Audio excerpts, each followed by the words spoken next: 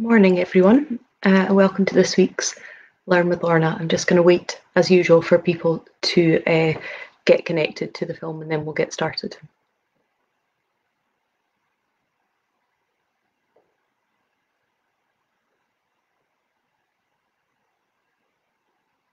Hi Carolyn, it's always nice to see people's comments coming in. So good morning and welcome to this week's Learn with Lorna. Yes, Fiona, it is cold in Inverness as well.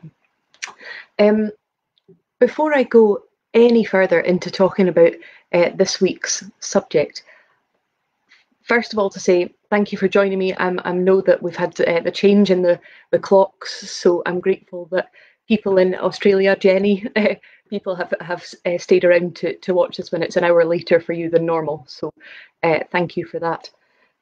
Thank you for all your comments. I wanted to start by saying that I've been looking back through all of the 30 or so talks that I've done in the last year and really appreciating the comments that you've put on. They are really appreciated both by me and by the wider team. So I'm so glad that you found them of interest and that you've enjoyed seeing the collections that we hold. And hopefully you'll see by now what a huge diverse range of archive material we hold. And also nice to see some comments now coming in on our YouTube channel as well. So I know a lot of people watch these live on Facebook, but then a lot of people watch them back or see them on the YouTube channel. So really nice to see comments coming in there as well. So thank you for that. A reminder before I go any further that these talks are brought to you by High Life Highland. They're brought at no cost to the viewer. High Life Highland is a charity registered in Scotland and there's no payment or subscription required to take part in any of these talks. If you're watching for the first time, my name is Lorna Steele and I'm the Community Engagement Officer for the Highland Archive Service. And my job involves connecting people to the records that we are privileged to look after. And as I've said, there's such a diverse range in our collections that you could go on forever talking about them. Oh, thanks, Chris, saying it's going to be great. I hope so. It is an extraordinary collection. So we have 4 archive centres. Again, if you're new to watching these talks, the Highland Archive Service operates out of 4 archive centres. The Hub Centre in Inverness, which is the Highland Archive and Registration Centre. And then we have one in Skye and Loch Alsh in Portree that holds the records relating to Skye and Loch Alsh. We have one in Fort William that holds the Loch Aber records, and one in Wick, Nucleus, which holds the Caithness records. Hello everybody, I'm seeing Fife and Black Isle and Dornoch and Ireland, all sorts of places, so it's nice to have you all with us. So yes, we have 4 archive centres, and if you've been watching these over the last few talks that I've done, you'll know that what I'm trying to do is show a cross-representation from all of those offices. And so this week, we're focusing on a collection that's held in our Skye and Loch Alsh Archive Centre, and it's the Mcdonald sisters collection. Now, normally anyone who lives near us, any of our offices, will know that normally we would be having exhibitions and talks. I spend a lot of my working life giving tours, giving talks, having school groups around, things like that. And obviously, COVID has put paid to a lot of that. But the reason I wanted to talk about this collection this week is that this is our first exhibition that we have launched since reopening our buildings. And so in Skye and Loch Alsh now, you can book to go in and see a display of the Mcdonald sisters collections. And so I wanted to draw people's attention to that. If you are able to visit the exhibition and have a look in person, then please do so. If you are not able to, then I think Catherine, who is the archivist in Skye, is looking at doing a walk round tour of the exhibition so that people can see it. But what I wanted to do in the meantime was have some of the images up behind me on a screen. So I hope you can see them. It's a new thing I haven't done before, and I know there might be a bit of glare off the screen, but I thought it would at least give some image of the collection as I'm talking about it. So who are the Mcdonald sisters? What did they do? Why are we talking about them? What's in the collection? First of all, it's a very visual collection. It's a very art-heavy collection, and that was why I wanted to have some images behind me if I could. The collection is based around the work and lives of Katrina and Myrick Mcdonald. Their father was Dugald Macdonald. He was one of 8 siblings from Skye, and he was born to Malcolm Macdonald and Catherine McKinnon. And again, you'll bear with me just getting some names and things right on the paper here. And their mother was Maggie McKinnon, and she was one of 11 siblings, and she was born to Donald McKinnon and Mary Macdonald. So you'll see there's on both sides of the line Macdonalds and McKinnons on both sides of the family. Have you, Leanne? I'm seeing I have Macdonalds marrying Macdonalds. Yeah, we have in this one a lot of Macdonalds, a lot of McKinnons, and also Beatons, which is another common Skye name. So all the big Skye names are in here. Both sides of the family were long-term Skye families. So they were from Portree, they were from Stenshall, Snizort, Kilmuir, all over the island. And of course the family, both sides, both fluent Gaelic speakers. Both sides of the family. So Katrina and Myrick's parents, Dugald had been born in 1880 in Portree, and Maggie born in 1886 in Stenshall. They married in 1919 in Oldham. For those of you who are not in the UK, that is just outside Manchester, so some little way away from Skye. Katrina and Myrick's father was a banker, and his work meant that he travelled, and the family ended up in India. And so the couple went there and the children were born there. So in 1920, Katrina was born, and in 1921, Myrick was born. And they were both born in Karachi, in what was then British India. And so the influential childhood years of their lives were spent in India, immersed in that very bright and vibrant and dynamic culture. Dugald retired in 1929, and in 1930 the family left India, so the children then were sort of 9, 10 years old, the sisters. And they moved back to the UK and they settled in Sudbury in Suffolk. But throughout the 1930s, even though they had returned to the UK as a base, they travelled extensively, and they travelled through many countries in Europe. And as you can imagine, this is an absolutely key time in European history, in world history in the 1930s, in the build-up to the Second World War. And they visited France and Italy and Switzerland and all sorts of countries, and really extensively travelled. But at the same time, they maintained a constant contact with Skye and with their extended family. And as I mentioned, both of Katrina and Myrick's parents were from big families. And so there were lots of cousins, lots of siblings. And so they maintained a lot of contact with Skye and with their wider family. Both the girls, despite being born and living in India until they were about 10 and then living in England, both were fluent Gaelic speakers. And you get the feeling, looking through the connection, that probably Gaelic was spoken at home most of the time. And they also maintained very strong links to the Gaelic culture and to the culture of the Gaels, and that becomes very clear later on as well. So we move into the 1940s, and Katrina and Myrick went to study at Harrow School of Art. To put that into perspective, some of the other people who study there, Vivian Westwood studied for a while, a short while at Harrow School of Art, and one of the teachers a bit later on was Peter Blake, who famously designed the Beatles' Sgt. Pepper album cover. So it's was a very prestigious art college, and they attended in the 1940s. By 1943, or in 1943, both sisters had graduated from this college, and they were both elected Fellows of the Royal Society for the Encouragement of Arts, Manufacture and Commerce. They both registered in 1943 as qualified designers for industry. And so at that time, they also started to study printing and textiles, and they produced hundreds and hundreds of designs for fabrics and furnishings.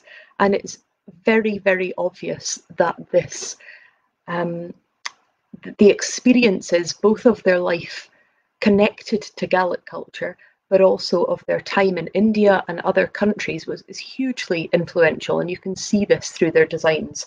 And I hope that some of them you can see a little bit of coming up behind me. I was watching a slideshow of them earlier before I came on here, and I just kept saying, but they're so vibrant. The colours they're full of vivid reds and greens and blues, really mid-century graphic prints. So some like this sort of abstract graphic shapes like that, with these blues and yellows and bright colours, and others that show specific influences particularly of India. So you can see a lot of animals appearing in the collection. So there are tigers and that very kind of Indian image of the cow with the long horns. Goats appear, fish appear, elephants appear in the artwork. A lot of florals as well, so lots of bright, vivid colours of flowers. And you can see here some of the images of the family when they were in India going past. So you see them standing next to very colonial looking buildings. And that's something that comes across as well. There's a very colonial influence, and we'll come back and touch on that again in a second. We have within the collection examples of nearly all of these things. So they designed for curtains, they designed dresses, furniture, fabrics, wallpapers, smocks, clothing, turbans. This is a nice picture of the sisters when they were older coming up. Hankies, all sorts of things.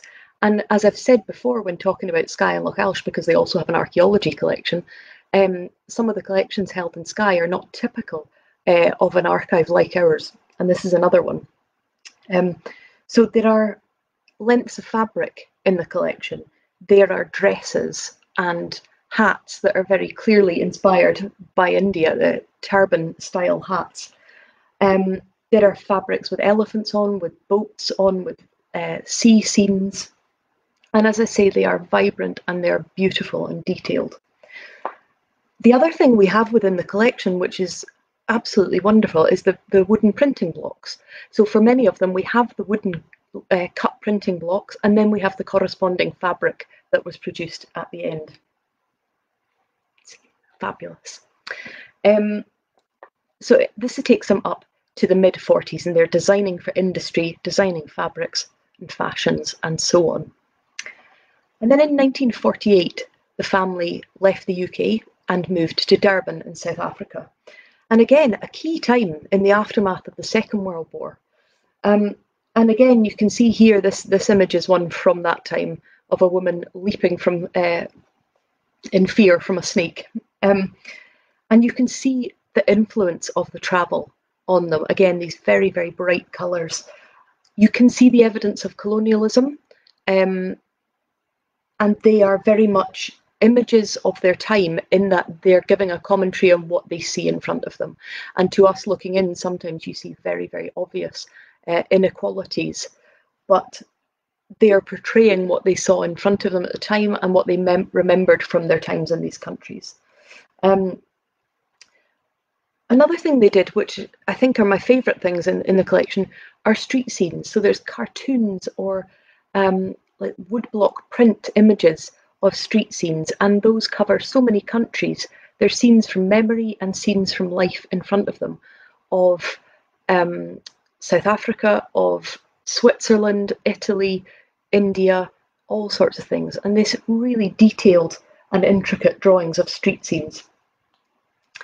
One of the other things that they did was to go into galleries. So the sisters would go into museums and galleries right across the world as they travelled, and then would replicate what they saw there. So you'll see sometimes coming up beside me here, some images of ceramics. There are some from, like this one here, there are some from Egypt. There are some, these ones are Turkish jugs. These are Egyptian patterns that they've seen on sarcophaguses, or that they've seen on, there are Greek plates, copies of drawings of lions and panthers and so on, and that very typical Greek urn image with the sort of brown terracotta with the black images on them. And so we have copies of those in the collections as well. And those, in contrast to the street scenes and the fabric prints, those are very, very delicate, elegant, thin lines and thin watercolours, whereas a lot of the images of the street scenes or their time in South Africa, for instance, are that bright block colour design, which I love because I just think it shows the huge versatility in their talent. So as I said, 1948, the family moved to South Africa and they lived there for 10 years before returning to London. During the 1960s, Myrick in particular, her skill for cartoons and caricatures came to the fore, and you'll see some of those going past as I talk as well. And her cartoons are full, again, of social observations. There are definitely some people who would maybe not be flattered by how they're portrayed in them. The cartoons reveal their background, so again, that link to the Gaelic culture, and stories of their experiences and things that they've observed in life. There is one slightly unflattering image of a group of WRI women, which may come up, I'm not sure. So it reveals how they looked at the world. Myrick in particular also did a series of cartoons with Gaelic and English written over them, and some of these will come past as well. As I said, despite really barely living in Skye at all, they both remained fluent Gaelic speakers, and the Gaelic language appears a lot in their cartoons. And we have examples of these in our Skye Lochalsh Archive Centre as well. As I said, they hardly lived in Skye, but it's very, very clear that the island and the area and the people held a huge connection for them, because of course it was where their family were embedded. There's a recipe book within the collection which is very indicative of their lifestyle, because it has within it recipes for Scottish tablet and fudge and oat cakes and things like that, and then alongside it Romany wines and other recipes from across the world, which that kind of one document shows the diversity of their life, I think. Myrick's cartoons were very often political, and they covered very big themes. There's a commentary on the environment. There's a lot of references to the link between the Gaels and the earth and the natural world, and how that connection is. This one here is a good example of this. That one was a cartoon of mythical creatures protesting about industry in Fort William. So there are some cartoons that show the death of the fairies dying and collapsing as a result of pollution, as a result of industrialisation. There's one that shows a group of mythological creatures standing around being given a lecture about the impact of the changing climate and why their types of creatures might not survive because the climate is changing all around them. So very, very current in their themes and thoughts. That one that I pointed out a second ago of Lochaber is from a series called the Dream series. And it shows, as I said, the mythological creatures protesting about the industrial development of Fort William. And there are mermaids and water horses and fairies and trolls all standing around saying, alas, alas, what's happening here? Our grandfathers didn't have to live with this industrialisation. As I say, very current. There's also a series of Hebridean legends and myths, and these are absolutely beautifully illustrated and written in both Gaelic and English. And I wanted to read to you, you'll see maybe one of them going past, which is a picture of a tiger, which talks about a deer trying to escape humans and hiding away and ending up being eaten by a tiger, which was an Indian myth. But I wanted to read to you one of the Hebridean myths. So bear with me, because as I started talking, I dropped it. So this is called the Sacred Wild Swan, and this was based on a Hebridean myth and legend. And you maybe will see the image of the swan going past, or if you're on our Facebook page, have a wee look back, there's some images there that I shared yesterday.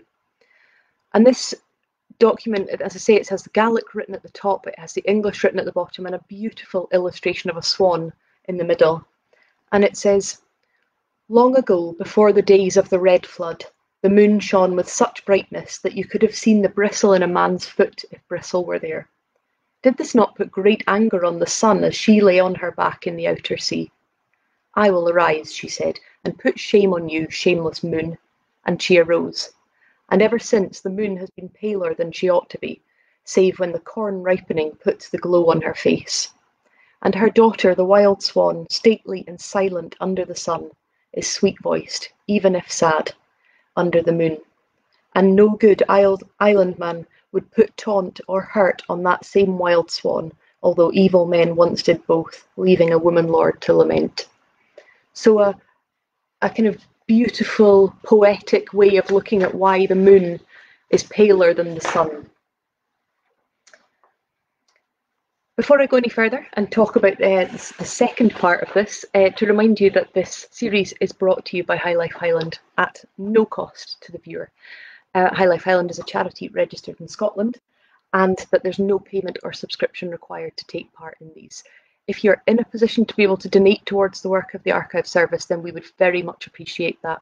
It enables us to keep looking after these collections and keep sharing them with people in as many ways as we can. And there's a link to be able to do that in this film.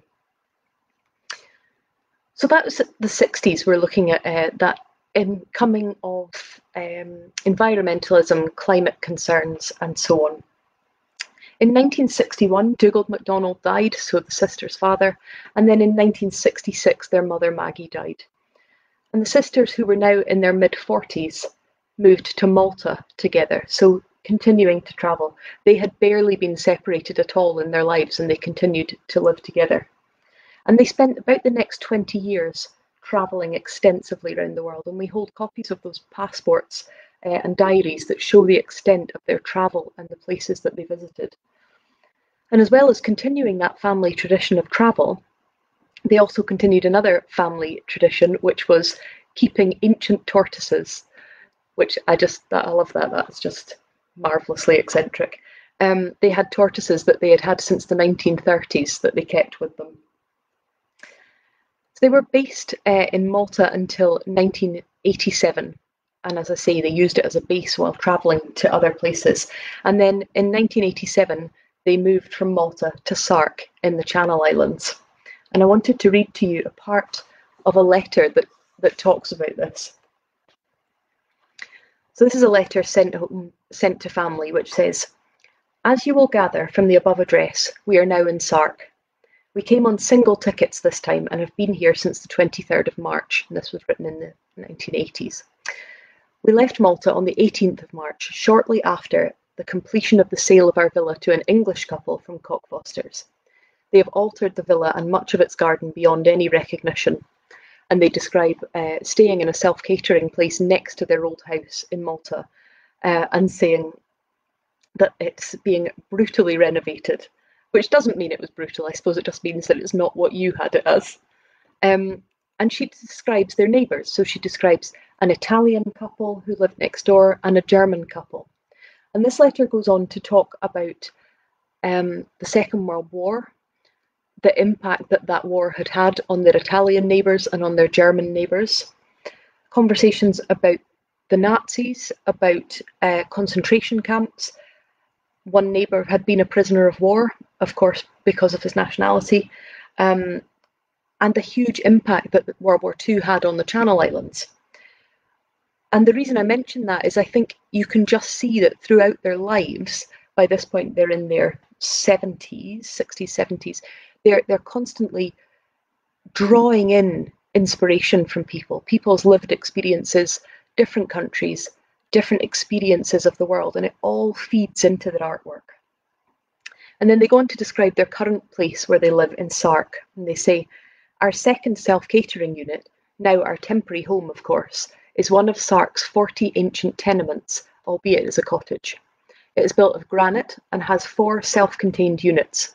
The one next door is occupied by a retired nurse who's taken it for 10 years, And she has her own private garden, which she herself has developed successfully from a mere field starting last October. We've decided to keep the above address because the Sark for which we have put down a deposit won't be ready for occupation for some time because it was a conversion from a farm building into a house. But they talk about how grateful they feel to be living in this building that has this kind of history and heritage to it. And again, you can see the influence of conversing with these neighbours about garden development, about landscapes. And as you can see through their early work, they already had an affinity with landscape, with plant life, with animals. And you can see that just carrying on wherever they go in the world, they feed on these influences. And they say Sark not only has lovely scenery for such a small island, it has pastures, woodlands, cliffs, coves, but she also has much to offer for the intellectually minded. And they go on to say that there were societies for music, history, archaeology, entomology, meteorology, botany, all sorts of things. And again, speaking with people with all those different points of knowledge and interest can be seen clearly in their work and in their designs for wallpapers and cartoons and fabrics and greetings cards and all sorts of things. The letter also mentions tortoises. So they go on to say, don't worry, we're still looking after the tortoises. They've made it safely to the Channel Islands. And the letter talks about their attendance at local recitals, at local weddings, and again, talking about the flowers at the weddings and the outfits and things like that. In 1990, Myrick died in Sark. She was in her late 70s when she died. And I find it very interesting that although Katrina did stay for another 15, 16 years in Sark, she eventually decided to move to Skye. And so she moved to Skye in 2006. And it's clear that although she had barely lived there at all, it was obviously a place that was very close to her heart and a place that she felt was home. And a letter from 1976, I wanted to just read an extract from, shows what an impact Skye had had on their family and on their young lives. This was written in 1976, and it was written about the year 1923, when they would have just been 3 or 4. Early in 1923, we sailed from Calcutta to London with Mother aboard the ship Navara, and we went first to Oldham, which I don't remember, for a night or two, and then on to Skye, which we both remember. We stayed in Skye until June 1924, but had spent an additional holiday in Kirkhill near Inverness, where our Uncle John was at that time the minister before he moved to Paisley. I recollect Helen, our cousin in Rhodesia, in her pram at Kirkhill. I also remember helping myself to raspberries in their garden. However, I don't remember the manse itself, and no photographs have been of any assistance to me. Since leaving Skye in 1924, we've only been back once, and that was for 2 nights in 1961, when with Mother we took Father's ashes to be interned there. So obviously, I say they had been there for a very short time when they were very young, but it obviously was such an important place to the family that was where she wanted to be for her last few months. And as I say, Katrina moved back to Skye in 2006, and then she died there later that same year, just after her 86th birthday. Their artwork was discovered by a cousin, by a relative, I think a child of a cousin, in Sark. It was discovered in a tin chest. It was the cousin called Myrick Mackenzie who discovered the artwork there. There are over 1,000 items in this collection. There are wallpaper designs, there are Gaelic cartoons, there are English cartoons, textiles, clothing, printing blocks, the 2 sisters matching paint boxes, which is a nice thing, all sorts of different things. The collection featured on the Antiques Roadshow in 2008, and then in 2010 was deposited in Skye and Lochaelch Archive Centre, along with family photographs and copies of personal papers, including birth, marriage and death certificates, financial papers, passports, legal papers, things like that, correspondence, letters, postcards. It is very, very clear to see the influence in this collection of all the places that they had lived and been, but particularly, of course, of Skye and that family association. So if you are in or around Skye, then please do have a look at the website to see, and contact Skye and Lochailse Archive Centre to book in and go and see some of the displays that are clothing out on mannequins. There's designs on the walls. There's all sorts of things. So if you're able to do that, then please do contact them to do that. If not, have a wee look on social media. I've put some of the images from the collections up. And as I say, Catherine, our archivist there, is looking to see if she can create a walk around tour so that you can see some of the images more closely up than I've been able to show you here. Thank you for joining me. I hope you've enjoyed learning a little bit about these sisters and the amazing creativity, just one of the amazing examples of creativity to come out of Skye. Next week, I'll be looking at the West Highland Museum papers. West Highland Museum, as some of you will be aware, is a fantastic museum in Fort William, and we are lucky in our Lochaber Archive Centre to look after their paper collections. And so we'll be talking a little bit about those, a lot of references to Jacobites and all sorts of different things. So I'll be talking about that next week. I hope you've enjoyed learning about another inspirational collection. As I said, I've talked through this series of what we can do with our collections, and I would challenge anybody not to be inspired by these artworks. A reminder before I round off that these talks are brought to you by High Life Highland at no cost to the viewer, and High Life Highland is a charity registered in Scotland. There's no payment or subscription required to take part in these, but if you're able to donate, then we would very much appreciate that. Thank you. Oh, I'm glad that you enjoyed it. Oh, Chris, good. You were right. It was a great talk. That's a relief. Thank you, everybody, for watching, and I'll look forward to seeing you all next week.